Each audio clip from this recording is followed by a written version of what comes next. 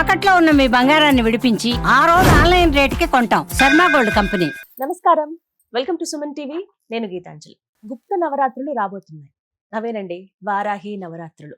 చాలా మంది గత సంవత్సరం నుంచి ఆచరిస్తున్న వాళ్ళు ఎప్పుడెప్పుడు నవరాత్రులు ప్రారంభం అవుతాయా, ఆ వారాహి మాతను ఎప్పుడు కొలుచుకుందామని ఎదురు చూస్తున్న వాళ్ళకి ఆ సమయం రానే వచ్చింది. అయితే ఈసారి ఎప్పటి నుంచి ఎప్పటి వరకు అంటే తారీఖుల్లో ముఖ్యంగా చూసుకుంటే నవరాత్రులు, అలాగే ఖచ్చితంగా పాటించవలసిన నియమాలు, చెయ్యవలసినవి, చెయ్యకూడని పనులు, అసలు ఆ వారాహి మాతని మనం ఏమని వేడుకోవాలి, దేని గురించి అమ్మకు ఈ దీక్షగా తీసుకోవాలి, మొత్తం ఈ 9 రోజుల పాటు చేయవలసిన పనులేంటి, ఇవన్నీ కూడా తెలుసుకుందాం. వివరించేందుకు ప్రస్తుతం మనతో పాటు ఉన్నారు ప్రముఖ జ్యోతిషులు బ్రహ్మశ్రీ నందిభట్ల శ్రీహరి శర్మ గురువు గారు. వారితో మాట్లాడదాం. గురుగారు నమస్కారం అండి. వాగర్థావివ సంపృక్తౌ వాగర్థ ప్రతిపత్తయే జగతః పితరౌ వందే పార్వతీ పరమేశ్వరౌ. ఆదిత్యాయ చ సోమాయ మంగళాయ బుధాయ చ గురుశుక్ర శనిభ్యశ్చ రాహవే కేతవే నమః. శృంగేరి జగద్గురు పీఠాధిపతులకి, కంచి పీఠాధిపతులకి నమస్కారములు తెలియజేసుకుంటూ కార్యక్రమాన్ని ప్రారంభిద్దాం. గురుగారు ఆషాఢ మాసం వచ్చేసింది. అప్పుడే ఆషాఢ మాసం ఆషాఢ మాసము చూస్తుండగానే సంవత్సరం గడిచిపోయింది. సంవత్సరం మనం గడిచిపోయింది. కూడా గత సంవత్సరం ఈ అమ్మవారి వారాహి గురించి చాలా విశేషంగా 9 రోజులు 9 రకాలైనటువంటి వర్ణనలు, లాగా చేశారు. నైవేద్యాలు, విధానం అంతా కూడా మనం తెలియజేసుకున్నాం. చాలా చక్కగా ఆచరించారు కూడా ఎంతో అవునమ్మా. మంది. ముఖ్యంగా మనం ఆ రోజున ఎంతో విషయ సేకరణ చేసి అమ్మవారికి వెయ్యాల్సినటువంటి ధూపం గురించి కూడా మనం తెలియజేసాం. చెప్పారు. ఆ అసలు వస్తువులు ఏ ఎంతమంది- వస్తువులు కలపాలని ఉమ్, అదన్నీ వేసుకున్నారు. నిజం. అవన్నీ కూడా ఈసారి వివరిద్దాం. అయితే ముందుగా అందరికి కొన్ని సందేహాలు ఉంటాయి గురుగారు, ఎప్పటి నుంచి ఎప్పటి వరకు ఆ, రోజులు ఒకటి, దాంతో పాటుగా ఏమేమి సిద్ధపరచుకోవాలి, ఎలా ఏమిటి, ఎవరెవరు చేయాలి, అసలు ఎలా పూజించాలి, ఇలా చాలా సందేహాలు ఉన్నాయి. ముందుగా ఒక్కొక్క ప్రశ్న మీ ముందు ఉంచుతాను. తప్పకుండా. నవరాత్రులు, ఈ గుప్త నవరాత్రులు ఎప్పటి నుంచి ఎప్పటి వరకు అండి? మనకు ఈ జూన్ 26వ తారీఖు నుంచి ప్రారంభమై ఉమ్. జూలై 4వ తారీఖుతో సమాప్తమవుతుంది ఉమ్, వారాహి నవరాత్రులు.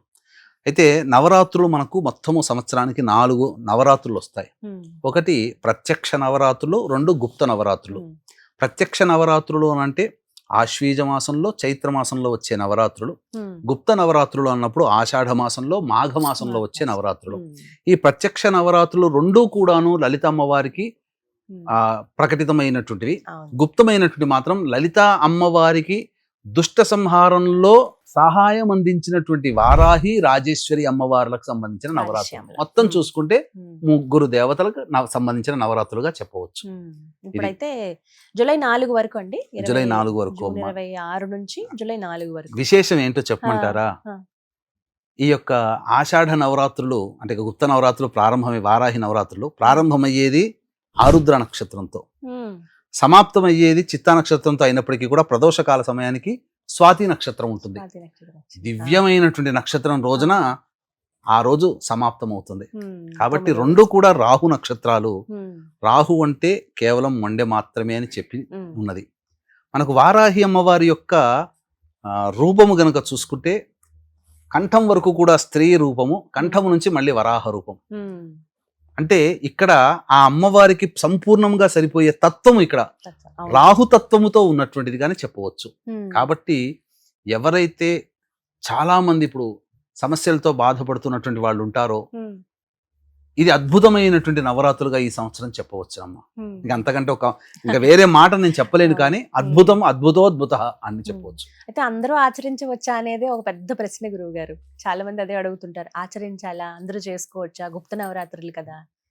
అయితే ఇక్కడ ఒక సంకటం ఏంటంటేనమ్మా, ఆ, ఈ అమ్మవారు తీక్ష్ణమైనటువంటి స్వభావం కలిగినటువంటి అమ్మవారు, ఉమ్, క్రోధ రూపము, ఇవన్నీ కూడా. కాబట్టి చేసేటప్పుడు జాగ్రత్తలు పాటించాలి. ఇప్పుడు నియమాలు ఉంటాయి. మనం బాంబు పడితేనే భయం అంటుంటాం, ఆ, మరి బాంబులు తయారు చేస్తున్న వాళ్ళు తయారు చేయట్లేదా? దానికి తగ్గట్టు ప్రికాషన్స్ తీసుకుంటున్నారు కదా. తీసుకుంటున్నారు. మరి అట్లాంటి ప్రికాషన్సే తీసుకుంటూ ఉమ్, అమ్మవారిని కొలిచే విధంగా కొలుస్తూ సరైనటువంటి నియమాలు గనక పాటించినట్లయితే ఉమ్, అమ్మవారు ఇచ్చేటువంటి ఫలితము అతి శీఘ్రంగా ఉంటుందని చెప్పవచ్చు. ఆహా, ఉమ్. అదొకటి ఇప్పుడు గుర్తుపెట్టుకోవాలి. ఆ, శాంతంగా ఉన్నవాడు కొట్టడానికి ఆలోచిస్తాడు, కోపంగా ఉన్నవాడు మాట అనగానే లేచి కొడతాడు. అంటే ఫలితం ఇవ్వడంలో కూడా అమ్మవారు అంత ఫలితం అంత శీఘ్రంగా ఇచ్చేస్తుందని అర్థం అక్కడ. క్షిప్రం వెంటనే అందించేస్తారనమాట. అయితే గురుగారు ఇంకా సందేహాల్లో భాగంగా ఎలా అంటే ముందు ఏమేమి సిద్ధపరచుకోవాలండి? 26 నుంచి అంటున్నారు, 25నేమో అమావాస్య వచ్చింది. అవును. మరి అమావాస్య రోజు ఏమన్నా పూజకి సామాన్లు కానీ ఏమైనా కొనరు తొందరగా, ఇంక ఇవాళ అమావాస్య ఉంది కదా రేపటి నుంచి చూద్దామని. కానీ ఒకవేళ పీఠం పెట్టుకుని లేకపోతే కలశం పెట్టుకుని ఇలా చేద్దాం అనుకున్న వాళ్ళు కావచ్చు, వీళ్ళు మరి ముందు రోజే తీసుకోవాలా, లేదు ఆ రోజున కొనుక్కుంటే మంచిదా, ఏమే తీసుకోవాలి అసలు? ఇక్కడ ప్రధానంగా అమ్మవారి సంబంధించినటువంటి తత్వం గనక చూసుకోవాలి. ముఖ్యంగా రజోగుణ తత్వమైనటువంటి మూర్తి అమ్మవారు. తామస గుణము రజోగుణము అని అంటారు కదమ్మా. కాబట్టి ఈ అమ్మవారు సర్వ సైన్యాధ్యక్షురాలు, అంటే హోమ్ మినిస్టర్. కాబట్టి ఎప్పుడు యుద్ధంలో పాల్గొని యుద్ధ విరమణ అయిన తర్వాత ప్రశాంతత ఉంటారు. సూర్యోదయం నుంచి యుద్ధం ఎప్పుడు చేయాలని ఉవ్విళ్ళుతుంటారు. యుద్ధం రాగానే యుద్ధం చేస్తారు. సూర్యాస్తమయం అయిపోయిన తర్వాత యుద్ధ విరమణతో సంతోషపడతారు. కాబట్టి అమ్మవారికి ఎక్కువగా రాత్రి సమయమందు ఎక్కువగా సూర్యాస్తమైన తర్వాత చేసే పూజ అమ్మవారికి చాలా ప్రీతికరమైనటువంటిది. కాబట్టి శాంతస్వరూపిణిగా ఉండదలిచినటువంటి ఆ భావనగా పెట్టుకున్న వాళ్ళు ఉదయం పూట చేసుకుంటే మంచిది. లేదు అనంటే అన్ని విధాలుగా సాయంకాలం సూర్యాస్తమయం తర్వాత ఉండే సమయము చాలా అమోఘము, సుప్రసిద్ధం అని చెప్పవచ్చు.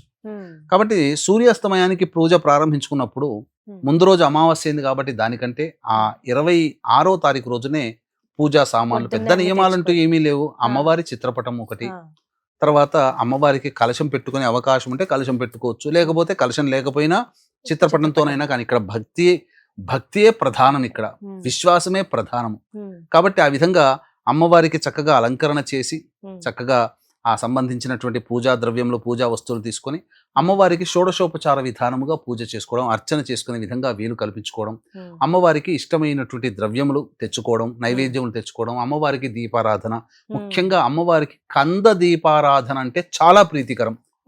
ఇవి 9 రోజుల పాటు పెట్టాలండి? 9 రోజుల పాటు పెడితే మంచిది. 9 రోజుల పాటు పెట్టి చక్కగా ఆ సమాప్తం అయిపోయిన తరువాత ఆ యొక్క కందగడ్డని ప్రసాదముగా చేసి తీసుకోవచ్చు. అంటే కూర వండుకొని అవి సిద్ధపరచుకోవాలి.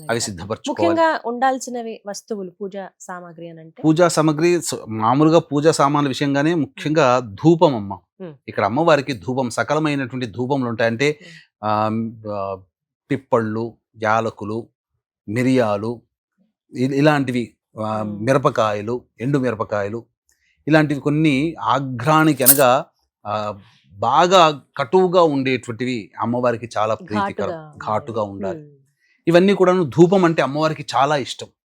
ఇప్పుడు అభిషేక ప్రియో శివ, అలంకార ప్రియో విష్ణు, భాస్కరో నమస్కార ప్రియ.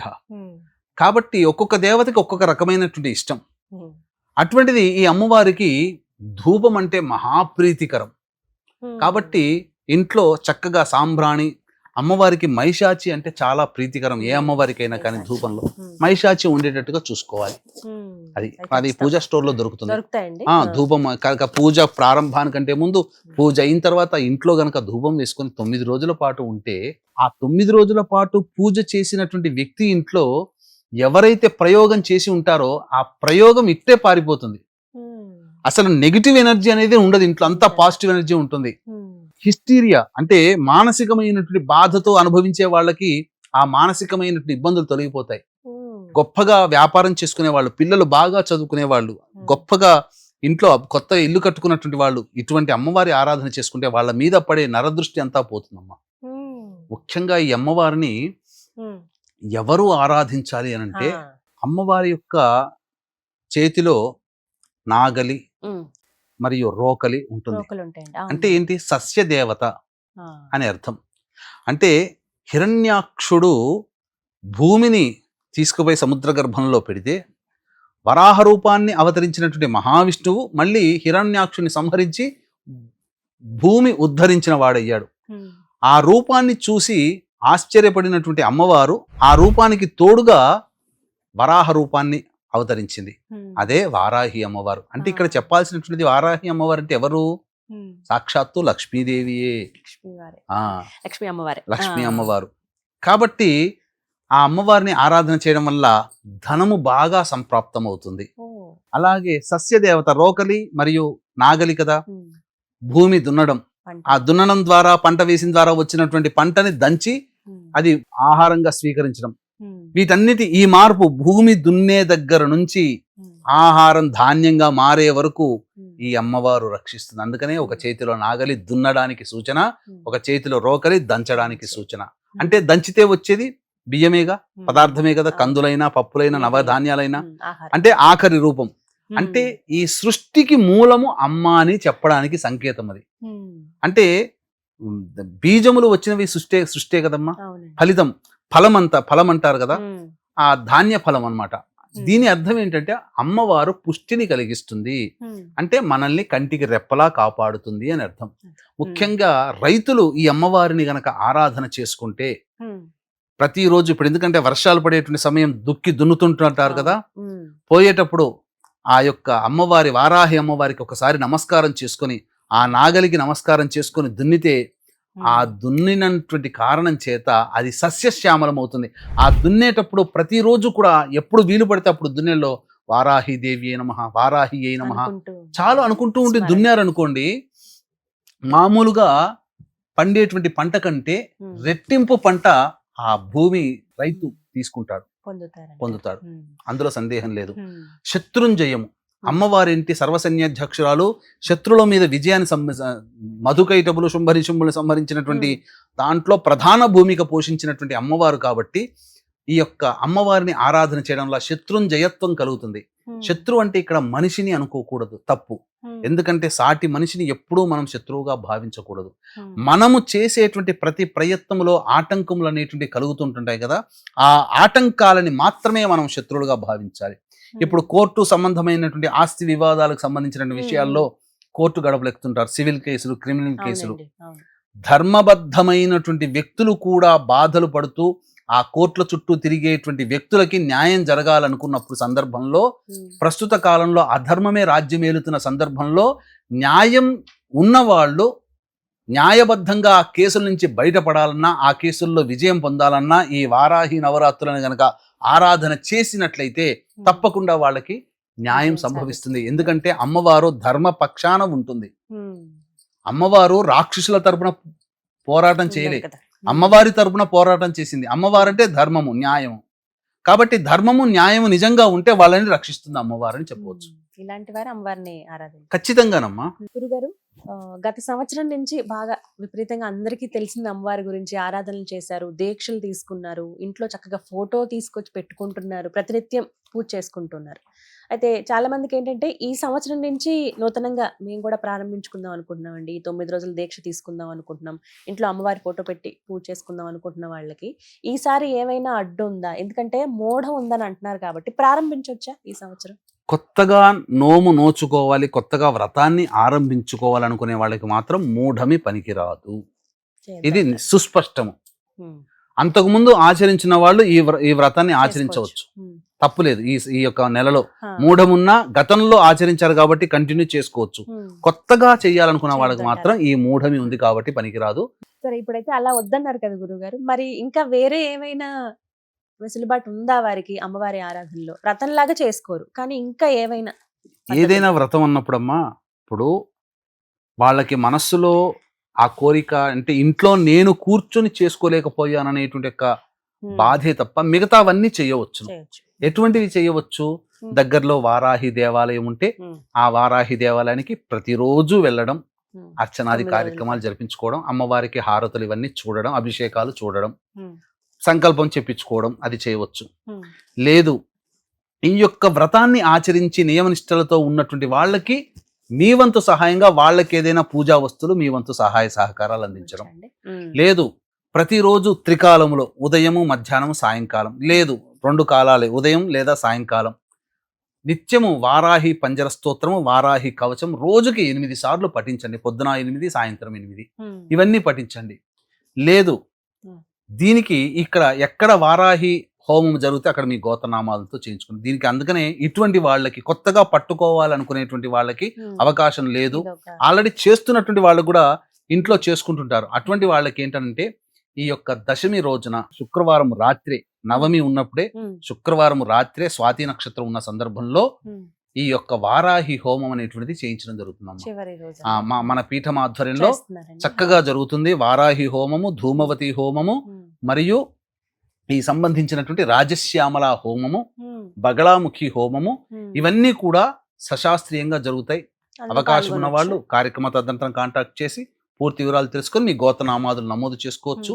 చక్కగా శక్తిపాతము చేయబడినటువంటి కరుంగలి మాలని ఇవ్వడం జరుగుతుందమ్మా. అలాగే కేవలం మహిళలు మాత్రమే చేయాలనే కూడా కొన్ని నియమాలు చూస్తున్నారండి. నిజంగా అలా ఉంటుందా వారాహి అమ్మ? అటువంటిది ఏమీ లేదమ్మా. ఎందుకనంటే వారాహి అమ్మవారు సర్వవ్యాపకమైనటువంటి శక్తి కలిగినటువంటి అమ్మవారు. పెద్దలు ఎవరైనా ఇప్పుడు సమస్త లోకాలని కాపాడగలిగేటువంటి వాడు, పాలించేవాడు పరమేశ్వరుడైతే ఆ పరమేశ్వరుడికి సంబంధించినటువంటి కాశీ నగరాన్ని రక్షించేది ఈ అమ్మవారు.